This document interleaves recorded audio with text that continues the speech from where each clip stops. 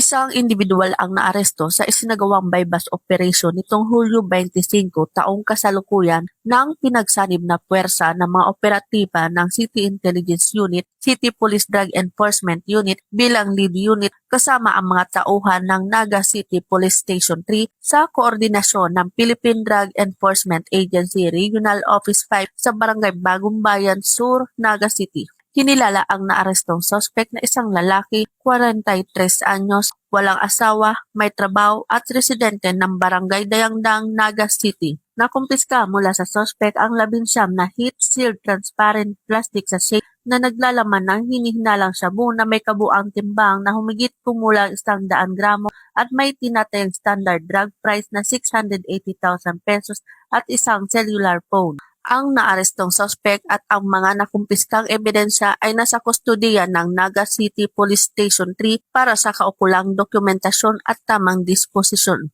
Ang matagumpay na operasyon ay patunay ng tuloy-tuloy at mas pinaigting na kampanya ng Police Regional Office 5 laban sa iligal na droga at iba pang uri ng kriminalidad sa rehiyon.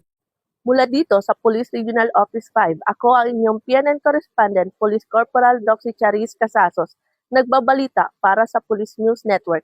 Alagad ng batas tagataguyod ng Balitang Pulis. Ang bagong PNP para sa bagong Pilipinas, serbisyong mabilis, tapat at nararamdaman.